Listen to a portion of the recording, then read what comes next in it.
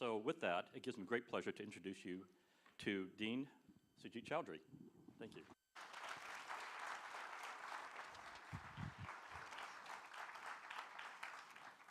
Great. Well, good morning, John. Thank you so much for agreeing to be to serve as the next president of the Boltal Alumni Association. It's been wonderful to work with you, and it's been wonderful to get to know all of our alums over the course of the last year. But before I speak, what I thought we'd do is begin with a short video that will bring you back into what the law school is today. So a lot of grads who I've met with over the course of the last year has said, you know, I love my time at Bolt. It was really 3 of the best years of my life, but what is it like to be a student today? Who are the students? What are they doing? What are they working on? And so what we did is our communications folks put together a wonderful video that tells a day in the life of the school through the eyes of our students. So we're just going to get that up here, and we'll have a look at it together.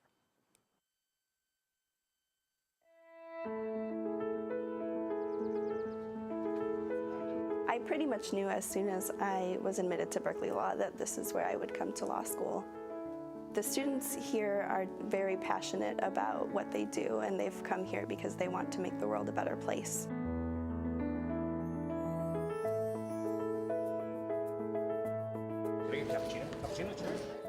Berkeley Law is one of the most prestigious law schools in the country, and that's especially the case with technology law. A lot of the technology law done at Berkeley, it's driven by a passion for the public interest, and it is the #1 technology law school in the country. Reasonable reliance upon an otherwise invalid search. A lot of law schools really have very, very high achieving students, but I think the thing that's most important here at Berkeley is everyone is supportive of one another. If evidence would have been found anyway, right, then it still comes in. In the first few weeks of my first year of law school, I attended a meeting of the First Generation Professionals group. Welcome to all the new members. We're a group of students that come from similar backgrounds, and so it created a sense of identity for us. You'll be in charge of communication. Ms. Singer? Yes. I'll be working with you this evening. Great. Within 3 weeks of starting class, I was able to start advocating on behalf of local community members through the Tenants' Rights Workshop, and now here at the East Bay Community Law Center in the Housing Clinic. And I was able to help the people in the ways that I came to law school to do. Widow sues the electric company. The electric company then sues the crane company. What was it that they said they could have raised in The professors at Berkeley Law are some of the leaders in their field. We had an interesting question in patent lit. At the same time, they're incredibly passionate about working with the students. If you had a really bad business method patent. Conversations that you can have one-on-one or two-on-one or three-on-one, that's invaluable. To be more Mr. Hawkins, back to you. What does the law say to this?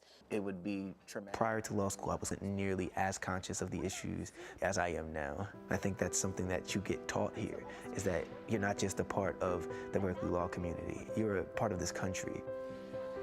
The Black Lives Matter movement and the issues around all of the police brutality, it's very deeply personal and deeply traumatic for us. So for the die-in, we did feel the university did support us when we decided that we wanted to speak out, and I think that's really, really important.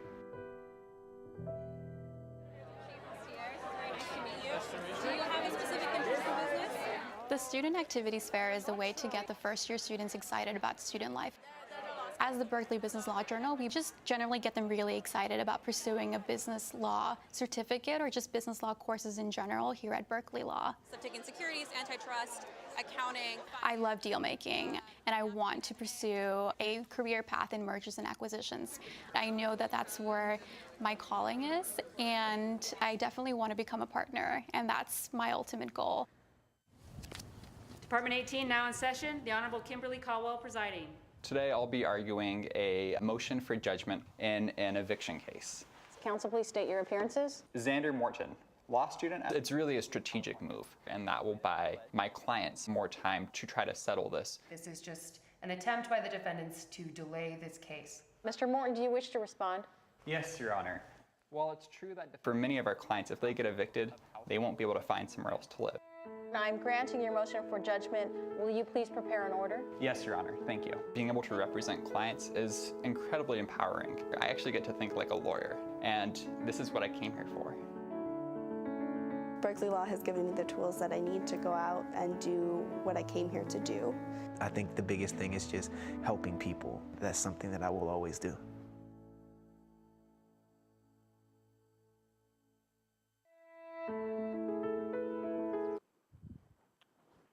Great.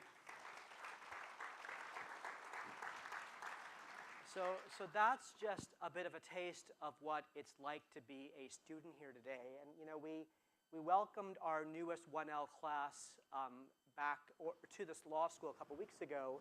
And so I thought I might just tell you a little bit about them to give you a sense of how excited we are about this year's 1L class and why we love teaching our students. So we have about 295 1Ls. It's about the same historically as we've been for the last 30 years, up or down.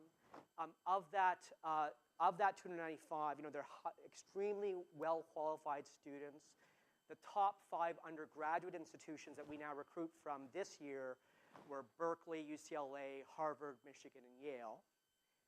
And so our students are really coming from the very best schools in the nation, and they have lots of opportunities. They all get into lots of other fabulous law schools where they would all get a great legal education. And so we put a huge amount of effort in trying to persuade those students to come to Berkeley.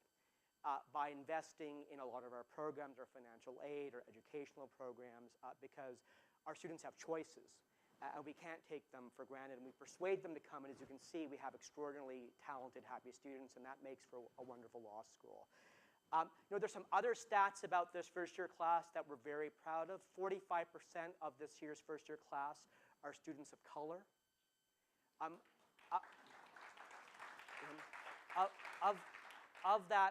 Of those students of color, of that 45%, half are African American or Latino.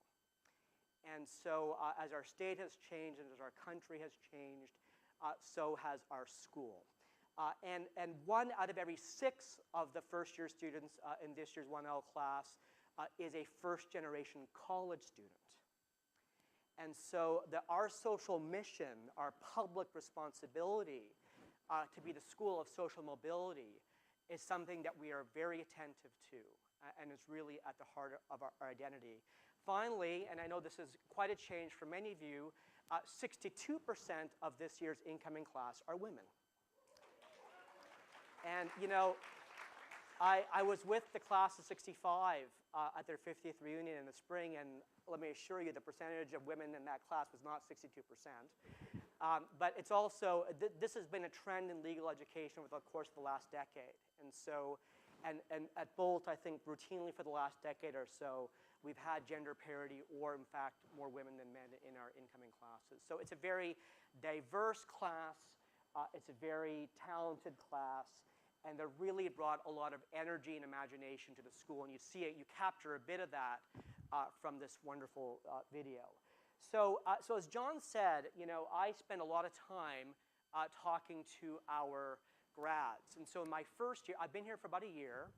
And so in my first year on the job, I had 300 meetings, events, or booked phone calls in 33 cities in 8 countries. With their alumni. And so it takes about 40 to 50% of my time. I recognize many of you here.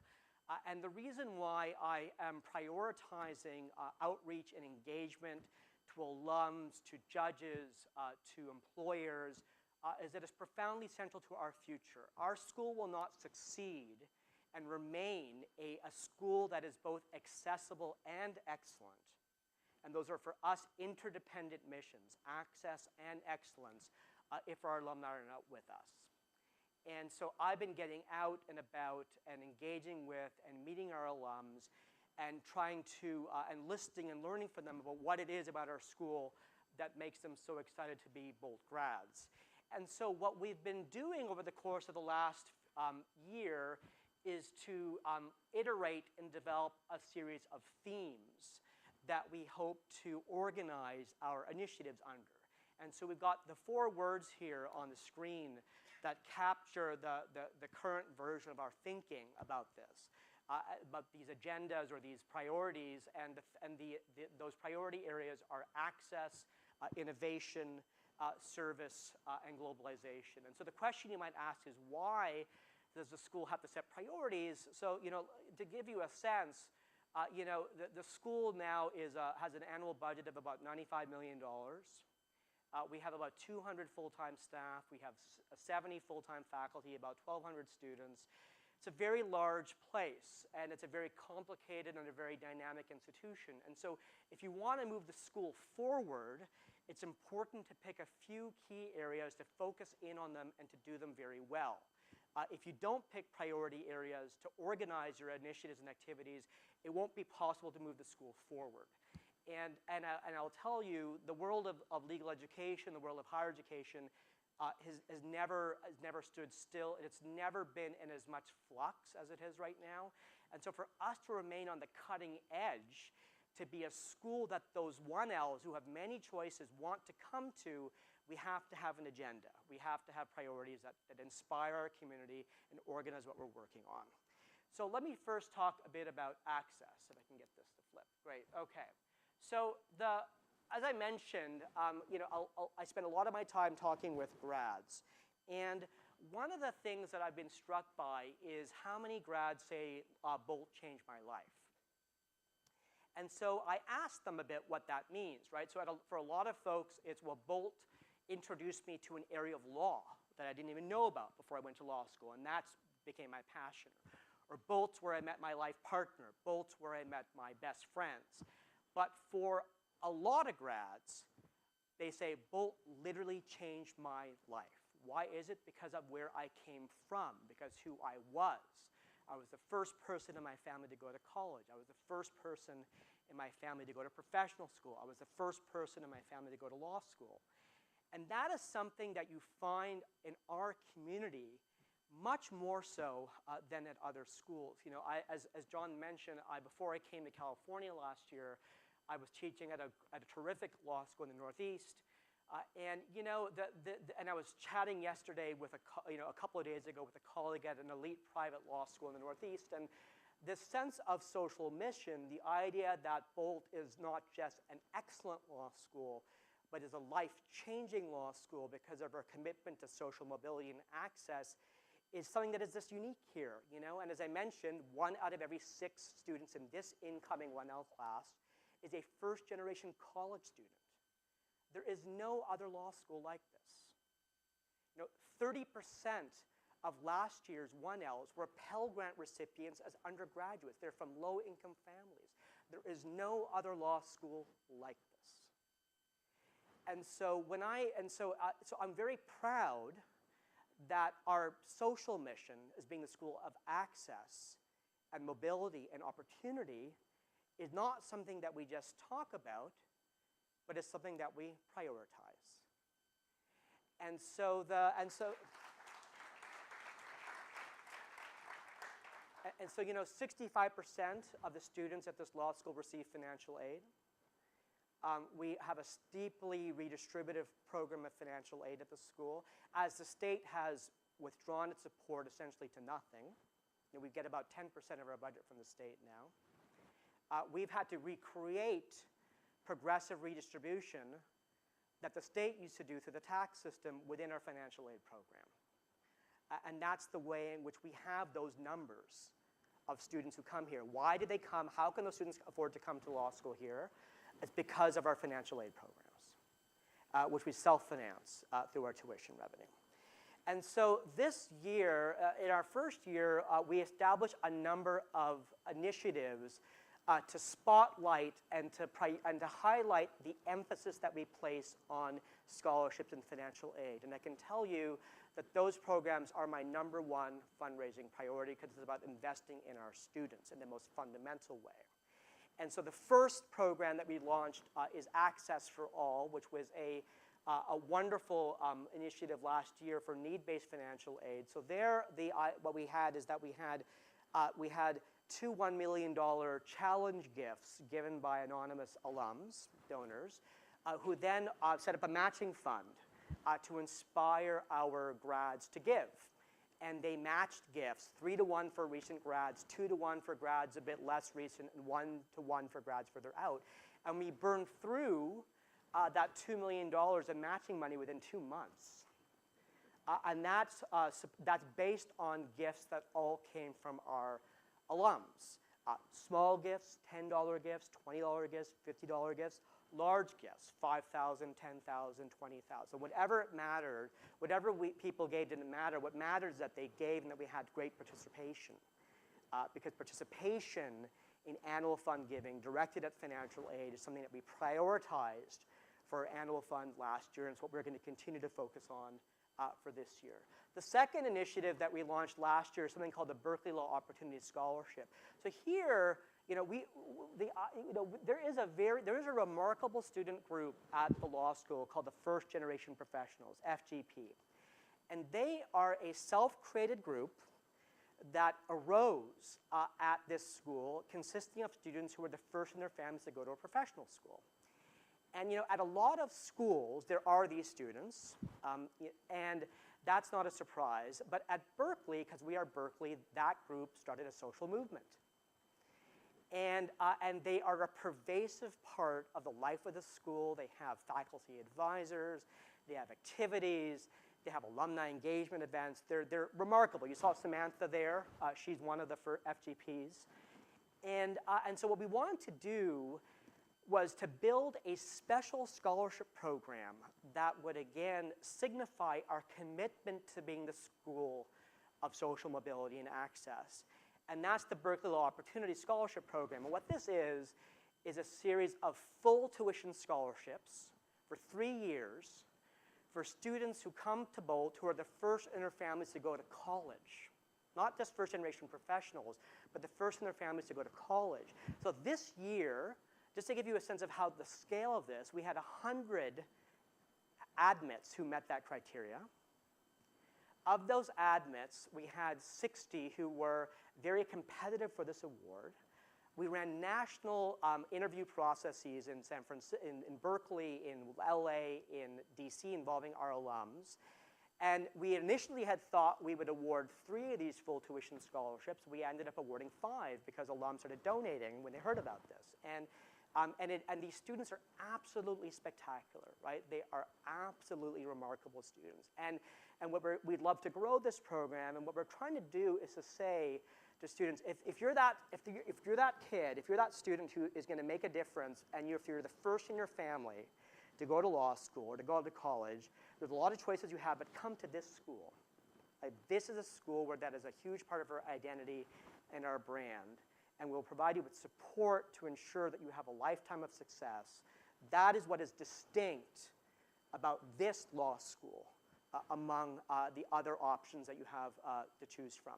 Another initiative we launched was a Summer Judicial Externship Fellowship. And here, what we do is we provide funding to our students to serve as judicial externs for federal and state court justices.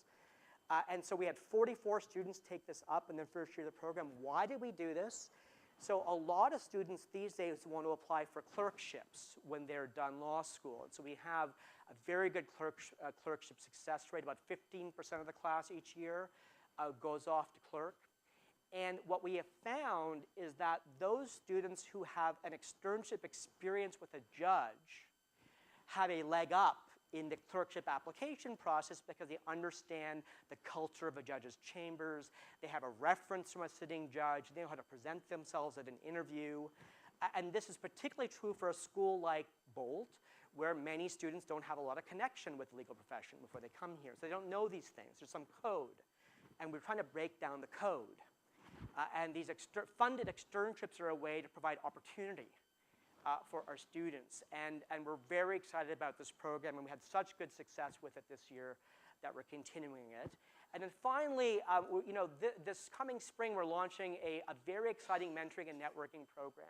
So there's a lot that it takes to become a great legal professional, as you know. And what we also know is that having a great law degree from a great law school like Bolt is not enough. There's a whole lot of soft skills that allow you to translate a great law degree into a successful career. How do you network? How do you know when to take a risk? How do you know when to find an opportunity?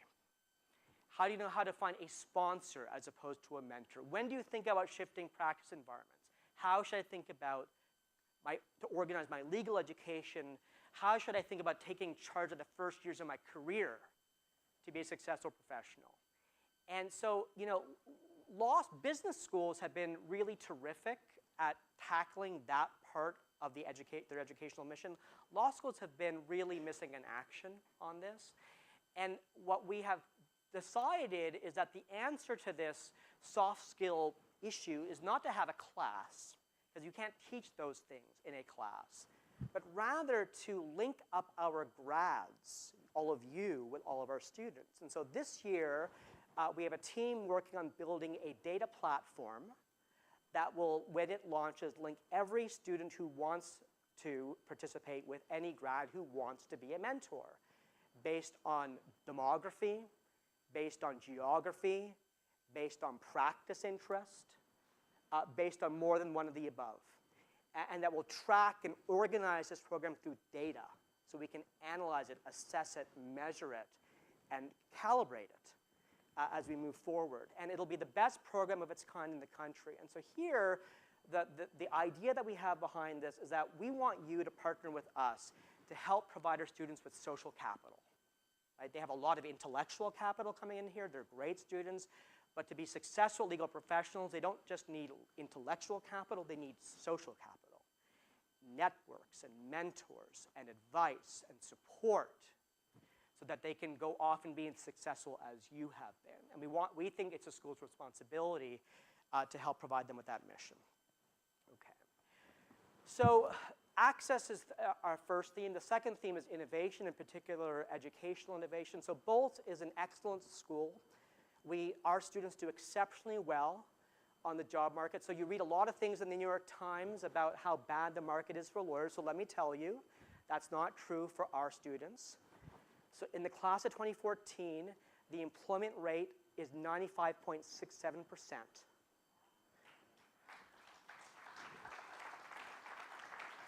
And we have consistently remained at 90% or above over the course of the last several years. Okay? The world of legal education is a highly differentiated world. There are over 200 ABA recognized law schools, and they recruit from different populations of students. They provide them with different kinds of education, and they send them off to different careers. So when you think about what the state of legal education is, and how what you read in the paper applies to Bolt, you know, remember that there are law schools and there are law schools. And it's a really highly differentiated world. And in our world, we're doing quite well, very well, in fact. And so but the thing is that what we've also learned over the course of the last 4 or 5 years is you can't remain complacent. You can't remain on the sidelines. You can't let change pass you by, because other schools that are competing for your students are moving ahead. And so we've been thinking hard about what it means for us to remain on the cutting edge of legal education. And so here, our focus is, in the initial phase, going to be on what we call multidisciplinary experiential education. So what is experiential education? So legal education and legal pedagogy has undergone a revolution in the last 15 years. So many of you probably took very large lecture classes and a few small seminars.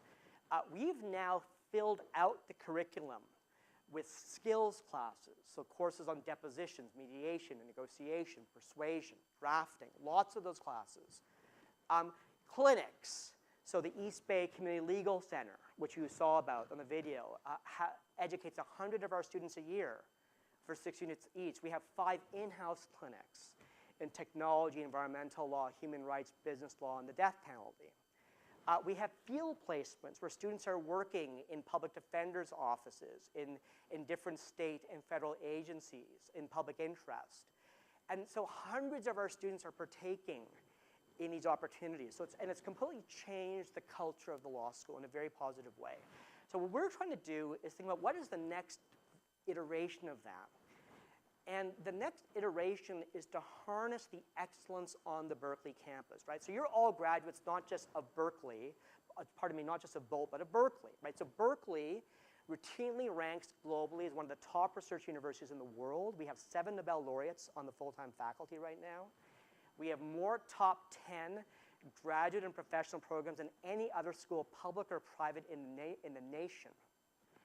And what we've discovered by talking to our grads is that from day one in the world of work, they work across disciplinary boundaries, right? You will work as a lawyer with an engineer, a scientist, an accountant, an economist, etc. But in law school, we lock the law students up, right? We have them study with each other, which is great. But surely, given the strength of the Berkeley campus and the quality of the students in the other fields, we should be creating opportunities for multidisciplinary education, where we bring together teams of students across disciplines working together on real-world life problems. So we started 2 things this year to kind of get this going. The first is the Environmental Law Clinic, which makes our environmental law program indisputably the #1 ranked program in the country. And what it is exciting about this program is that it brings together law students with students in engineering, chemistry, and public health to work on the environmental law solutions of tomorrow, which are multidisciplinary in their impetus, their formulation, and their implementation. We also started something this year called the Berkeley IP Lab. So as you probably know, our grads built Silicon Valley. They're the legal advisors who built Silicon Valley. We have more grads there than any other law school, including the other one in the South Bay. And so what we want to do is to bring that energy and imagination up to Berkeley. 25% of our students are now graduating and going on to careers in tech. They're working at firms, and they often now want to go from a firm to a startup or in-house. It is a profound change. And the student demand for advanced courses in trademark, patent, copyright, privacy has exploded. And so we want to be responsive to that. That's why people want to come to this school. We have the best law and technology program in the world. And the Berkeley Center for Law and Technology is the best center of its kind in the world. And we want to build on that base to broaden it out in the experiential space. And so what we did is there is a startup incubator on Shattuck, yes, on Shattuck, that has 26 early stage companies being started by Berkeley grads. And this year, we have students working there under the supervision of attorneys and Professor Rob Murgis, providing advice on IP and licensing issues to those startups.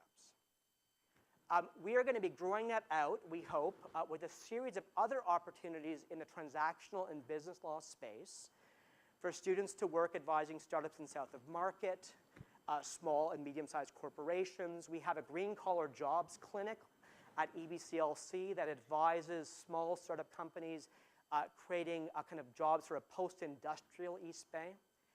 It's a very exciting opportunity that we have that has attracted a whole type of student to the clinic side of the system that was not showing up before. And they're doing transactional work. And so there's a lot of work that we want to do in that kind of space. So on service. So here's a slide that I think might interest you. We'll get back to these in a minute.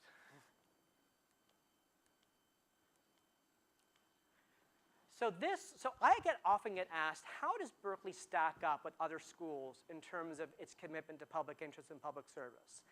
And the answer is, we're indisputably #1. And so this graph is based on ABA-produced data that looks at the career trajectories of graduates 12 months out from law school. And as you'll see, 22% of our grads work in public interest or public service. The next closest is Yale and NYU at 17, and then it goes down from there, okay?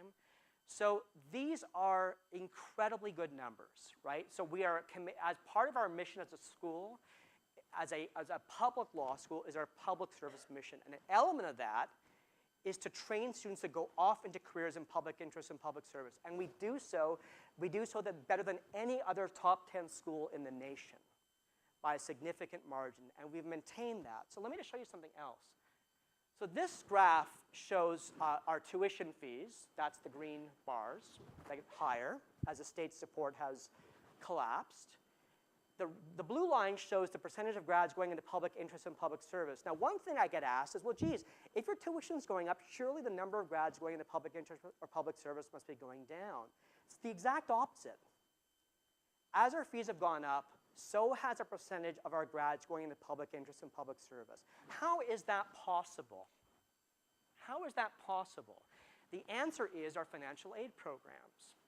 So one of the things we do at the school is we have a program called the Loan Repayment Assistance Program, LRAP.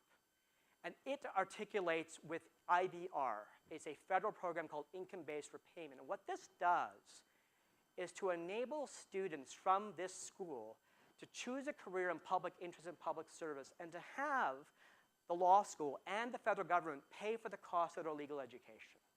And that's why you see these numbers. Because we will pay, if you stick with a career in public interest or public service law for 10 years, we will pay off your loans. And so it is on a net basis. So the question then is, why has it gone up as tuition's gone up?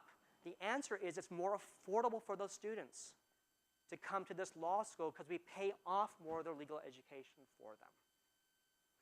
So this is this is something that's really important to understand about our financial aid programs. They promote this type of career choice from our students, and it's a priority for us to maintain our investment in this.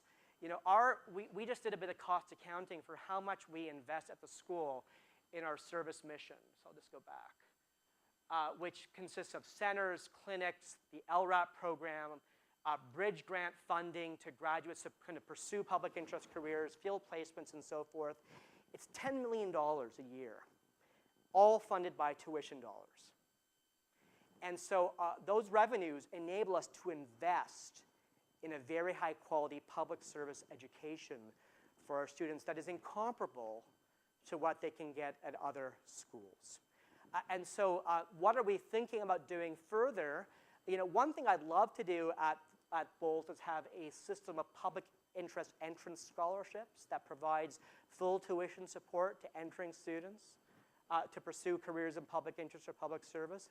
To make this a destination school for those students, we get the best and the brightest to come here.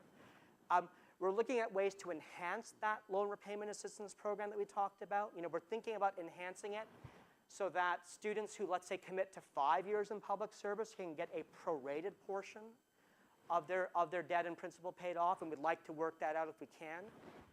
And then as well, you know, on research and policy engagement, you know, there's an incredible amount of activity that our colleagues are engaged in on research and public policy and service to the public in the way that a research university should be engaging in, which is to inform public debate with the best analysis and the best ideas. That's what Berkeley does. That's what this law school does.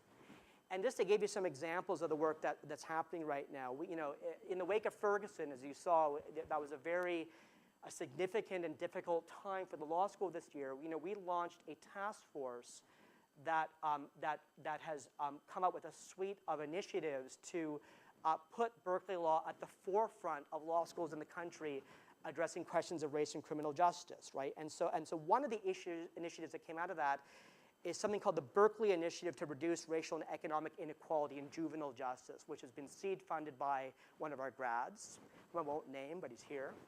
And what that is a multidisciplinary experiential consortium bringing together our policy advocacy clinic at the law school, the youth criminal justice clinic at EBCLC, and brings together research and education and policy engagement to look at two issues.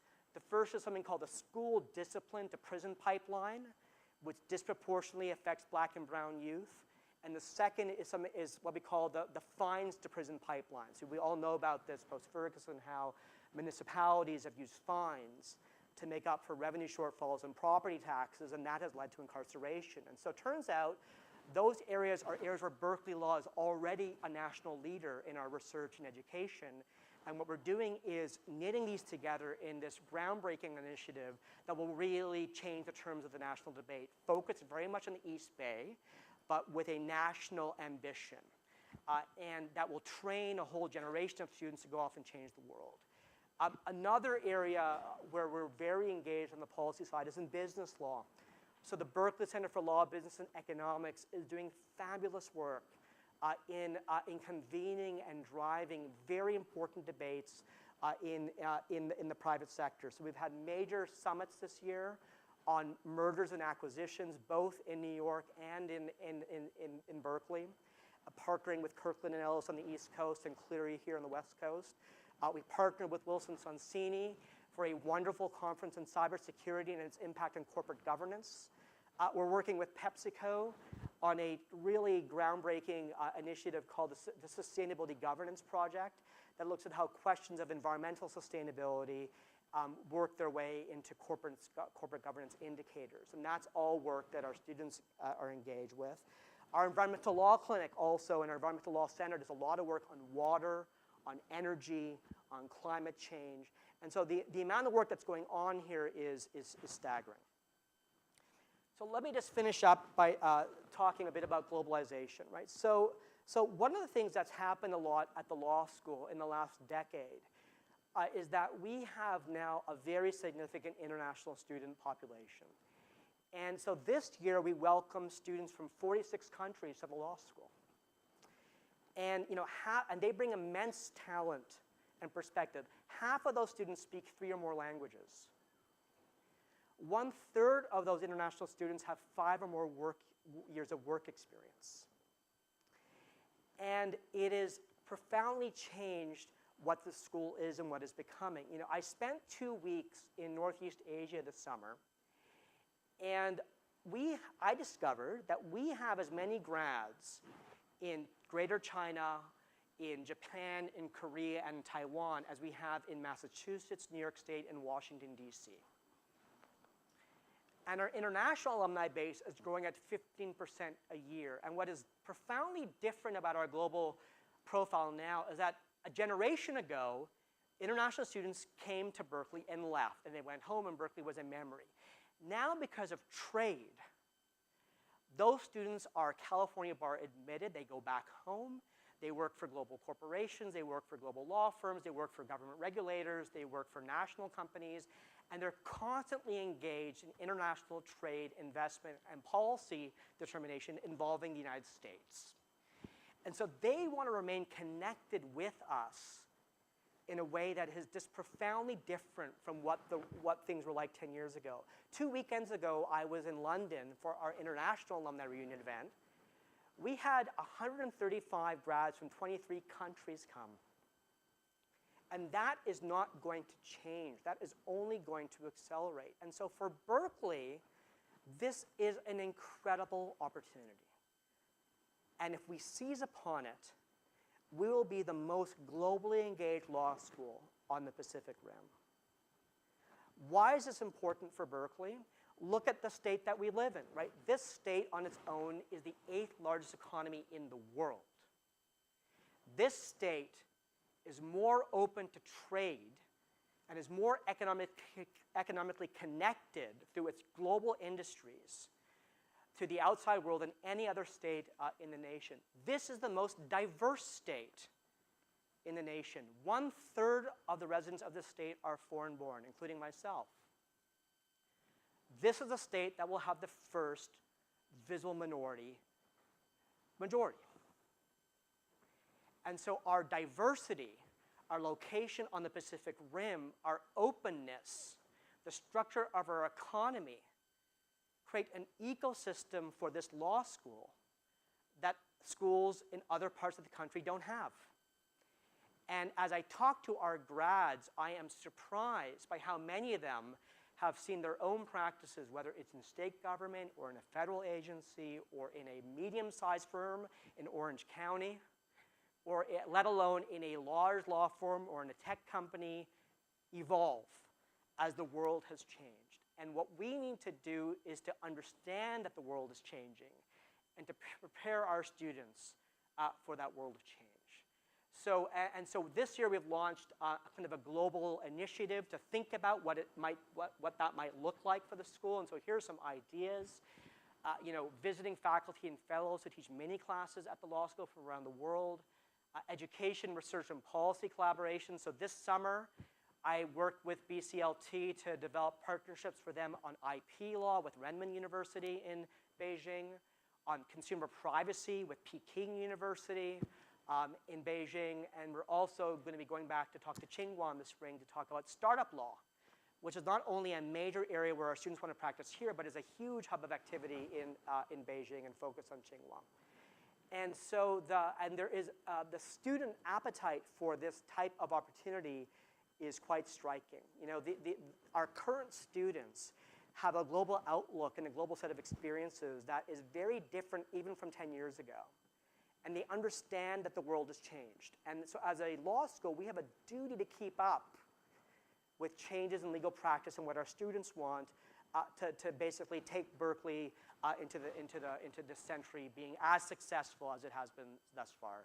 So let me stop there. I'd like to have some time for Q&A, but thanks very much for your time.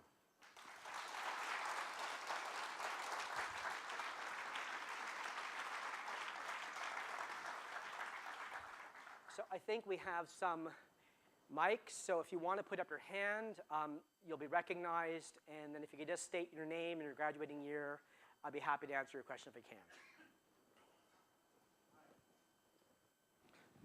Can you hear me okay? Yeah, sure, great. Sorry, your name? Hi, I'm Jay Mundell, graduate of 2000. Great. I was incredibly inspired by your message about Berkeley IP Clinic and the initiatives you're doing, and this is a direction under your leadership which I haven't seen before. So thank you for that effort. I come with a different perspective. I've been a CEO of legal disruption startups a few times and an executive at a couple others, so I'm a little bit of a minority in the room. But my question for you is, our competitor on the South Bay, which we won't name, actually has incubators on campus that actually help our graduates, their graduates become CEOs and founders of companies straight out. And I think we are uniquely situated with our engineering and computer sciences being better, if not the best, that we can actually put our graduates out there to disrupt and actually allow for online technologies and web to provide the universal access to education you're speaking about, which I've tried to do humbly in my efforts the past 15 years. But I would love to hear your message about that. Sure, of course. So, it's interesting. Berkeley, if you look at Berkeley grads from engineering, from Haas, from B School, from economics, from computer science, from I School, from the law school, they're all over the valley. And what Stanford has done is to create a virtuous cycle where its grads kind of meet each other while they're students. They go off into the valley, they build great companies, and they attribute their business success back to Stanford. And it's been really mutually enriching, both for Stanford, which is the #1 fundraising school in the country by a long shot. They raised $1 billion last year. Stanford basically has a $26 billion endowment. We have a $3 billion endowment. And that is something we all need to begin to talk about in a very serious way. And we haven't done as much. And so I am the co-chair of the Campus Innovation Council, along with the Dean of the Engineering School and the Business School. It's the first time the law school has been engaged in that way in the Campus Innovation Council. And my basic message to my colleagues across the campus is, I'm here because my grads work with your grads to build great companies. And I want them to begin to meet each other here and start those companies at Berkeley so that they can attribute their future success back to Berkeley. So the good news is that we have a lot of incubators in and around the East Bay and on the campus that aren't well publicized, but are full of students, particularly undergraduates. The undergrads are unbelievable. What they are doing with innovation is staggering. And what we're trying to do at the law school is position ourselves to get our students working with them as much as possible. The Berkeley IP Lab is the first phase of that. That focuses on licensing issues, so patents, but it doesn't focus on the transactional side, securities law, business associations. And so that is the next phase of that work. The third, in terms of disruptive technologies, we have a group of colleagues working on an initiative now on legal informatics and its implication for legal practice. And that's something that we're beginning to get off the ground. Turns out, because we have so many social scientists at the law school, we have the best trained people in the country for that type of work, much more than the other school in the South Bay.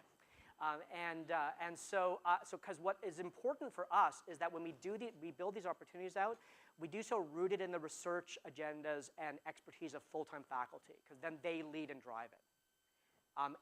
So I think in the next year or two, we'll have a lot more to talk about it in that space. Other questions? Yeah, sir. Dale Power, class of 70. In conjunction with the multidisciplinary and discipline programs that you mentioned, what percentage of students now at Bolt, I know it started back in my years, have actually enrolled in joint degrees on campus, either PhD or master degrees? Great. So very few, and it's very interesting. So but when I came to campus, I got a call from a lot of grads saying, particularly work in business, saying, we need to have more JD MBA grads. I thought, well, that's a great idea. So then I began to dig into it, and I discovered that the student demand for these degrees is low. Why is that? First of all, there is a bit of red tape involved in actually being admitted to both programs and then running them both together. That is not insignificant to unwind at Berkeley. I'm not beaten down yet, but I'm getting there. This is quite, I've never seen anything like this in terms of bureaucracy.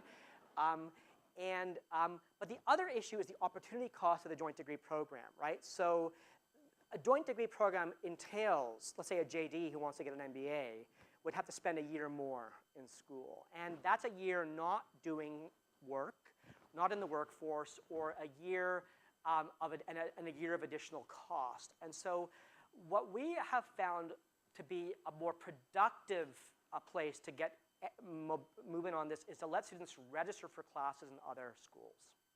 So if you're in a 3L year, if you want to take a course in corporate finance or real estate or at the I School in information technology and so forth, that is something where we think there is a lot of pent-up student demand, and we think the red tape issues are surmountable. And we're fairly confident that if we work on that, there'll be a lot of interest. We have done a bit of data gathering on this. The greatest degree of student interest in taking courses outside the school is at the Haas School in business, because they want to take classes that will be relevant to their careers as corporate attorneys. Sir, you have a mic? Actually, no, we're taping this, so we should just want to get you on. Thank you, Dean Choudhry. I'm Steve Brick, class of 72, and I have two questions which relate back to what you showed us on the video. The first is, can you talk for a minute about which percentage of the entering classes have been in the workforce and or have advanced degrees in other subjects? And the second is, can you talk for a minute about the ways in which the JD students interact, if at all, with the international LLM students? Excellent questions. So the first is that the average age of this year's incoming class is about 25. And so if you average that out across the school, and assuming that most kids graduate from college at age 22, 23, they on average have 2 to 3 years worth of work experience, on average. Now, there's a lot of noise in that, right? Some have very little, some have come directly out of college, others have worked for a number of years. And our admissions process, Ed Tom, who's the director of admissions, has been for 29 years, part of his goal is to not just admit each student on their own merits, but to have a class that is a cohesive whole and has a certain type of identity, including significant number of students with some type of work experience. And it's all sorts: journalists, policy advisors, chefs, scientists, international work. I mean, you name it. If you name it, it's there in the class. Because it's a 300 student size class. You can get a lot of that type of professional diversity in the program, and it's very enriching for us. In terms of interacting with the LLMs, it's a work in progress. Our new associate dean of the international program, Chuck Weisselberg, just finished being the associate dean of the JD program. And one of his priorities, he's a scholar of criminal procedure and teaches criminal law. He also is an expert on Japan and works on legal reform in Asia. And so he is particularly passionate about trying to provide experiences that knit together our JDs and LLMs. I think there's two axes of that. The first is that in a lot of our advanced classes, you'll have a lot of international students, and that has enabled us to diversify the curriculum. So for example, we have a lot of advanced classes in energy law, in environmental law, in advanced business law that we can now offer because we have sufficient demand from our international students. We couldn't before. So this year, Alan Marks, who I'm not sure if Alan's here, from Milbank in LA, is teaching a 1-unit intensive on project finance. It has 38 students in it, about whom half are international, half are JD. And that's a global classroom, right? And that is going to happen more and more, and it's good for everybody. The other thing that we're trying to do is to promote to our JDs the expertise that our LLM students have brought to the school. A lot of them have fabulous practice experience, and we're trying to make them aware that these are good professional contacts for them, given the kind of practice that they're going into. In tech, for example, our grads are the tech lawyers of Asia. They are in-house at all the top tech firms. They are at all the major national and global law firms in Asia. Talk to anyone in the Valley, their work is Asia-facing in some significant portion, and that's not going to change. That's a generational kind of shift. And so it's really good for the students to get to know each other while they're here, so they can keep in touch professionally as they go off into their careers. Are there other questions? I wanted to show one slide if we have a bit of time. So this is the revenue mix of the school that I thought I would just come to talk about. So many of you came to Bolton basically went for free, or very close to free, and that's because the state pretty much paid for everything, right? So, and so at the peak, the state paid for 95% plus of the law school's budget, and that meant fees were low. Well, so we pushed this analysis back to 1990, and what it shows is that even as recently as 1990, which really wasn't all that long ago, whoops, thank you, the state support was 76%. And now the state support on a net basis is 11%. Okay? And that has been through legislatures and governors of every party. It has been through letting inflation eat into our appropriation. It has been through cuts, sometimes severe cuts. My predecessor, Chris Edley, had to deal with savage budget cuts that really could have taken us under, to be frank. And the reason is that we are in intense competition for students and for faculty. And so I talked about all the initiatives that we've launched, centers and clinics and other programs. That costs a lot of money. It doesn't happen for free. You need to hire staff, you need to hire faculty, you need to have program resources, you need to provide resources to your students so they can do these things. And if those resources aren't there, we simply cannot offer them. And so if the state will not provide it for us, the only alternative we've had is to raise our tuition. And so with tuition now on this bar graph accounts for about half of our, JD tuition accounts for about half of our revenue. LLM tuition now accounts for about 12% of our revenue. And so there, what we have been doing is making sure that when we bring in tuition dollars, we send them back to students in the form of financial supports. So that LRAP program I talked about that pays for public service careers, that's entirely funded off of our financial aid budget. It's entirely a form of redistribution from students who have means and go into business law to those who go into public service. And that's how every school funds its debt repayment program, including Berkeley. But it also means that philanthropy is going to be profoundly important to our future. And so I just want to show a couple of other charts to kind of get you thinking about this. So this is the market value of our endowment. This is $200 million. The other law school in the South Bay, they have an endowment of $600 million. And of course, Harvard and Yale are off the charts. But what's, for me, very interesting about this graph is that look at Virginia and Michigan. Publics. Virginia's endowment is double ours. Michigan's endowment is significantly more than ours. And through compound interest and good investing, if you project this out 25 years, given our current rate of philanthropy, we're going to be way behind. And that's just running the numbers. At the rate we're going, we're going to be way behind. And so the question is, how does that make a difference? So if you look at the endowment payout per JD, so the Stanford endowment yields $58,000 per JD student. Our endowment yields $9,700 per JD student, including, and a good chunk of that is for the Robbins Civil Law collection. And so really it's about half of that. And that's real money, right? That's money for student services, that's money for internships, that's money for financial aid. Stanford is doing a better job than we are in middle-class financial aid, to be blunt, and that's because of this.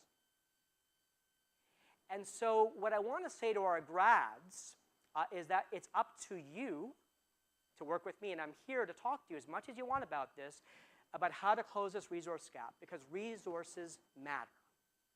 Resources matter. We were always a very well-resourced law school relative to our peers when we had incredibly high levels of public support. That public support is gone, and as depressing as it is to say, I don't think it is ever going to come back. We tried so hard with the last round of negotiations with the governor. We put forward a very aggressive and ambitious agenda, and we didn't get even close. And this is where we are. And this is the school we need to build together. So, one last kind of bar graph I'll lead you with. So this is something we think a lot about at the school is annual gift revenue. This is kind of cash in the door that we use to run the school. So you compare so Stanford, this year for fiscal 2013, sorry, 12-13, Stanford was almost at 10 million, we were at about 6.5. What's also interesting, though, is that Stanford has a much smaller alumni base than we do. And so if you actually average this out, the average Stanford grad is giving 3 times as much to their law school as ours are giving to our law school. And so maybe I'll end on this note by saying that we are an extraordinarily exciting place that is in the cutting edge of legal education. We have fabulous students. We have an unparalleled commitment to public interest and public service. We are on the cutting edge of innovation when it comes to legal education. We will be the most globally engaged law school on the Pacific Rim, but we need your support to make sure that we can translate those ideas and energy, which are here aplenty, into the law school that you want to be proud of. Thank you very much for your time.